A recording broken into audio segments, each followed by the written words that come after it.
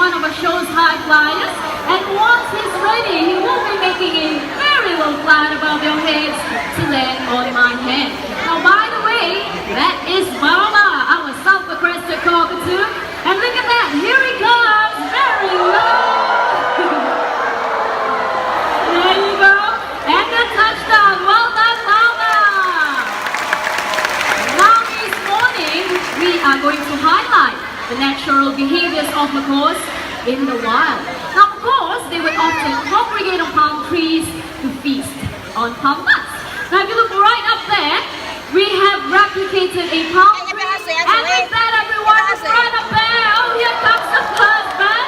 That is Gaia, our high-speed macaw. Two more friends will be joining him. We have Ferrari and Blanco, both scarlet macaws. Hey guys, where are you going? Now, macaws, they can be found in the jungles of South America. Alright, now in the wild, after feeding, they will go to rocky areas just like these to link up play on shore. Now this will help them with the digestion of any unripe palm nuts or fruits that they have eaten. Well, once they go up there, this will definitely be their next stop. Now we have more birds joining us. Now birds, they often gather food for their young, especially during nesting season. This morning, we're going to have a competition and they will need supporters. People on this side, you will support Zonda, the blue and gold macaw. I need all of you to clap your hands and shout his name just like this. Zonda, Zonda, come on. Stop, very good. People over here, you will support Barry, the green-winged macaw. Same thing, clap your hands and shout his name, Barry. Excellent cheering. Now birds to the table. So birds, they gather food in tree hollows just like these. Now we have 4 fruits on each side of the table. Supporters ready, birds ready, and go!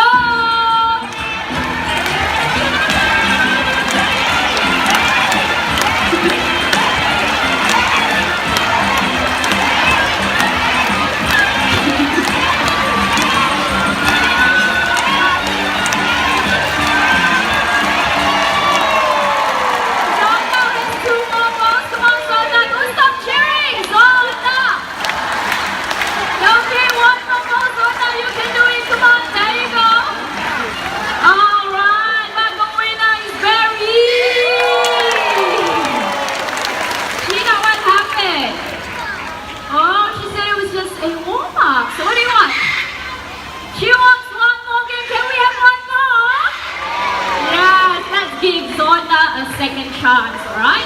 There you go. So we have 4 fruits for Barry, 4 fruits for Zonda. Now Zonda supporters, you gotta cheer much louder. Ready, go!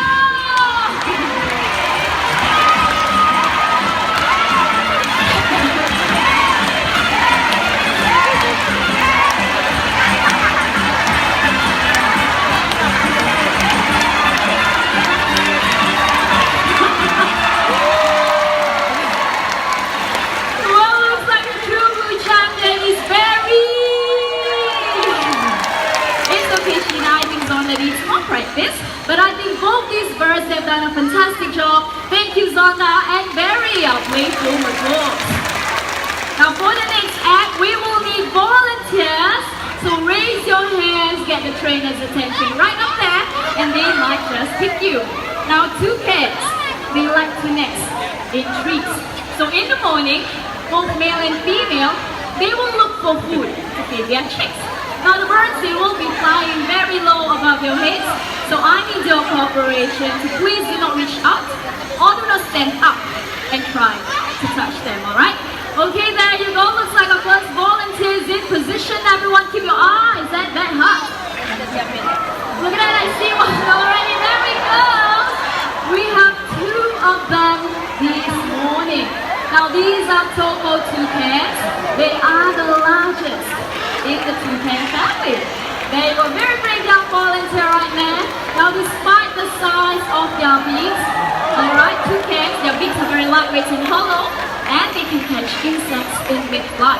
So to demonstrate just that, Sa'ad will be throwing 2 pieces of food high up in the air. Let us see if the toucans can catch them, alright? Okay, are you ready, Sa'ad? Alright, ready? 1, 2, 3. Wow, that was a good catch. One more time, let's count together, everyone. Ready? 1, 2, 3. And another great catch by our Toko toucans. Because look at how he swallows the grape right there. Now, by the way, these two birds, they are Mr. and Mrs. Swan. They are husband and wife team. Now, these two birds, they've done a wonderful job, and it's time for them to head back home. Now, they are very loyal to one another, so I'm going to place them on the stump right here. There you go. Now, when one goes, the other will follow. Mrs. Horn, lead the way. Mr. Horn, you follow. Our Toko toucans, everyone. Now, what differentiates parrots from other animals is their ability to copy sounds, and they use this as a form of social communication in the wild. The yellow-named Amazon is famous for its ability to mimic human sounds, and we have one such bird today. So everyone, get your video cameras ready, alright? So let's start with something simple. How about a nice hello? There you go. Can you hear that? A very nice and sweet hello. One more time, say hello. Amigo. Oh, he wants to say his name. His name is Amigo. Okay, one more time, what's the name? Amigo. Amigo is his name. Alright, now Amigo, how would you like to greet all these nice people? How are you? How are you? So how are you feeling this morning? Good? Excellent. Now not only that, Amigo is also very smart. He can count from 1 to 10 first in English. 1, 2, 3, 4, 5, 6, 7, 8, 9. Oh, perfect 10! Good job, Amigo! Now this time, he's going to count for us in Chinese.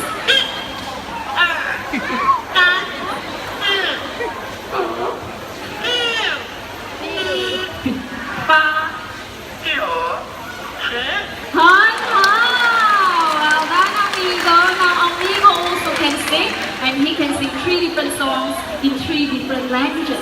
The first song is a local Mandarin song called Current Line, which means a guest comes to visit. Now Amigo, can you sing in Mandarin?